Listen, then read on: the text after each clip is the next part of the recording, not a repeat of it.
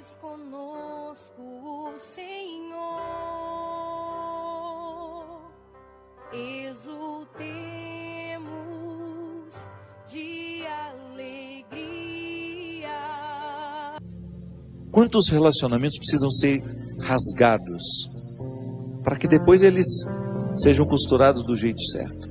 Fazer cair por terra todas as ilusões que nós temos do outro, ou todas as pretensões que nós julgamos em cima do outro. Não, o outro não tem que corresponder às minhas expectativas. O outro tem que ser ele.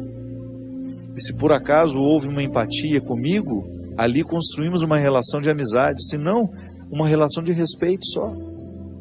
Mas é preciso rasgar. Nós precisamos viver o enfrentamento. O enfrentamento que depois vai provocar uma libertação em nós. Enfim, a vida sempre vai nos pedir uma observação. A vida sempre vai pedir de nós calma, paciência, porque com pressa nós passamos por cima de todas essas necessidades e não somos capazes de reconhecê-las. Tudo tem seu tempo, há um momento oportuno para cada coisa debaixo do céu. Tempo de nascer, tempo de morrer, tempo de plantar, tempo de arrancar o que foi plantado, tempo de matar, tempo de curar, tempo de destruir, tempo de construir, tempo de chorar, tempo de rir, de lamentar, de dançar, tempo de espalhar pedras e tempo de as ajuntar. Tempo de abraçar e tempo de afastar-se dos abraços. Tempo de procurar, tempo de perder. Tempo de guardar, tempo de jogar fora. Tempo de rasgar e tempo de costurar. Tempo de calar e tempo de falar.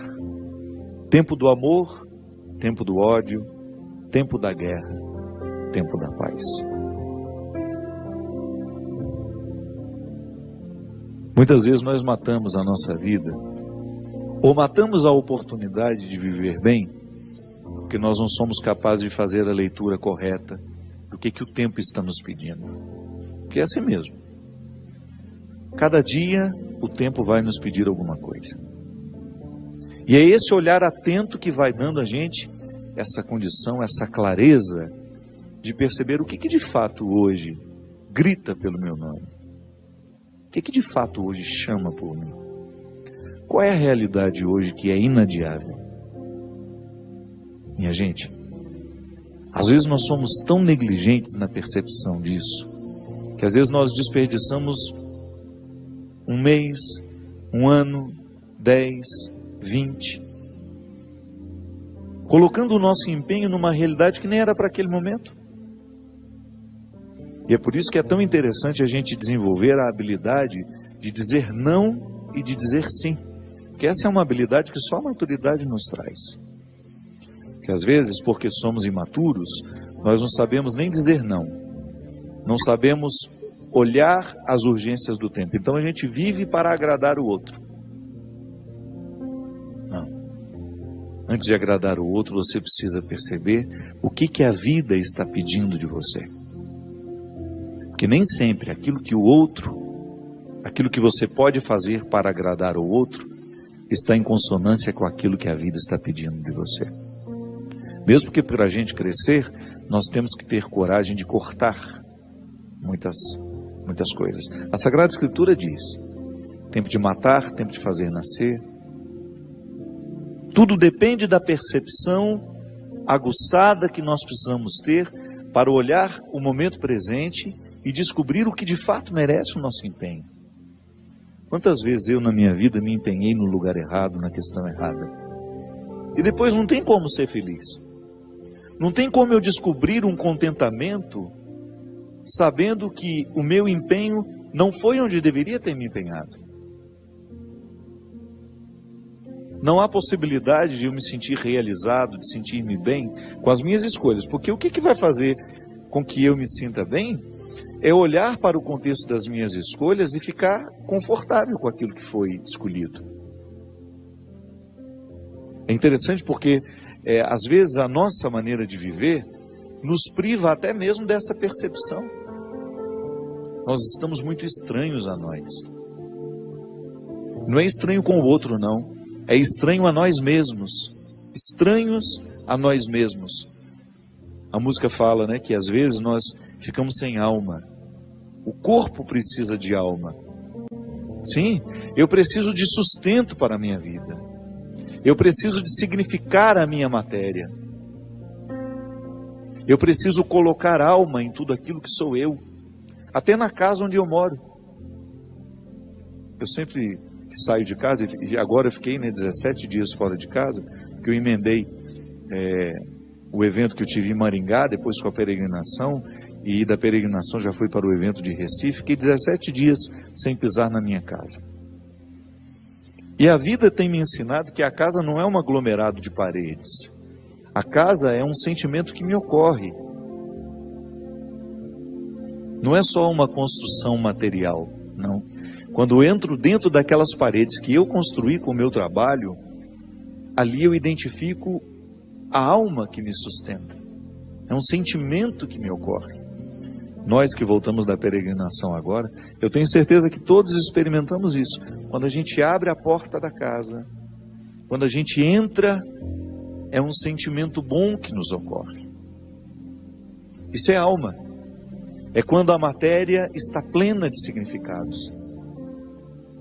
É quando a gente começa a atribuir um significado que ultrapassa as paredes, os móveis, o telhado ou a laje, o jardim, o portão de entrada. É um sentimento que nos ocorre. E é interessante que a qualidade da nossa vida está intimamente ligada à nossa capacidade de depositar alma nas coisas. Eu não estou falando dessa alma, do significado mais profundo da nossa vida, dessa dimensão espiritual que me conecta com a eternidade. Não. Eu estou falando de tudo aquilo que vive e que faz sentido à matéria. Traz sentido àquilo que é material. Então a gente usa de maneira inadequada o termo alma. Perceber que os meus objetos estão perpassados por um significado que ultrapassa a matéria. Como dizia Rubem Alves, né? Existem coisas que são mais que coisas, são coisas que nos fazem lembrar. Isso é, virar um sacramental. Da mesma maneira como eu trago uma lembrancinha da viagem, aquilo é para mim apenas um sacramental de alguma coisa que foi boa, que foi vivida, que foi experimentada, que me fez bem. Mas agora, na minha oportunidade de colocar alma neste corpo, nessa oportunidade única que eu tenho de viver diariamente bem a minha vida e assim inflar ar em tudo isso, da mesma maneira como eu percebo essa outra alma das coisas, da minha casa quando chego, de um sentimento que me ocorre. O viver bem, me trazendo a consciência de que hoje, quando eu observo as urgências da minha vida e me empenho nessas urgências, eu estou colocando alma no meu corpo. Ah, padre, essa visão separatista não combina com a teologia cristã. Eu sei, isso é só didática. Essa separação é apenas didática. Funciona tudo junto, corpo e alma estão, embora sejam realidades distintas, funcionam juntas. É unidade. Nós proclamamos a unidade de tudo isso. Agora, quando eu percebo, quando eu identifico que eu não estou fazendo, que eu não estou me empenhando para viver bem, eu estou sim fragilizando os recursos da minha alma, que são justamente para me ajudar a viver bem a própria vida do corpo. Trabalham em conjunto, minha gente. E nós muitas vezes negligenciamos a observância do tempo, como na Escritura que diz. O escritor sagrado fala justamente isso. Tempo de chorar e tempo de rir. Há momentos que a própria vida te mostra a necessidade de chorar, de jogar para fora os seus excessos, de não ter medo da tristeza, de permitir que essa tristeza cave dentro de nós as suas riquezas, e que nos ajude a encontrar a pedra preciosa que só o sofrimento poderia nos levar a conhecer. Depois vem o riso. O riso não nasce por acaso. A gente já cantava aquela música também, né? Ando devagar porque já tive pressa e trago esse sorriso porque já chorei demais. O sorriso é o resultado da lágrima bem chorada. O sorriso é o resultado final de um processo de luta que nós estabelecemos, de observar dia a dia qual é o empenho que aquele dia me pede, o que hoje eu preciso fazer para ter o direito do sorriso amanhã. E é bom, você sabe por quê? Porque à medida que nós estamos passando o perrengue, sabendo que ele será construtivo, já nascem pequenos sorrisos ao longo desse processo. Quando a gente fala de um sorriso final, é apenas a metáfora de um processo bem feito, bem vivido. Tempo de abraçar, tempo de se afastar. Quanto sofrimento, né? Em perceber o distanciamento como necessário ao crescimento do outro. É aquele filho que vai embora para estudar. Não dá para reter filhos. Por isso que é tempo de abraçar, é tempo de cuidar, é tempo de estar junto. E vai chegar o momento em que esse afastamento será necessário para o próprio curso da vida. Depois volta. Mas num primeiro momento a gente precisa do distanciamento. É a urgência do dia.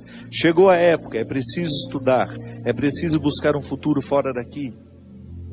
Minha gente, quando nós observamos o movimento do tempo e as suas urgências, a gente entra dentro do contexto de uma sabedoria irrenunciável à nossa realização humana. Tempo de rasgar, tempo de costurar. Se a gente não tem coragem, muitas vezes, de rasgar algumas realidades, depois jamais conseguiremos viver a libertação dela. Hoje até escrevi sobre isso. Muitas vezes nós lamentamos perder. E quando na verdade a gente vai observar aquilo que a gente perdeu, não foi perda, foi libertação.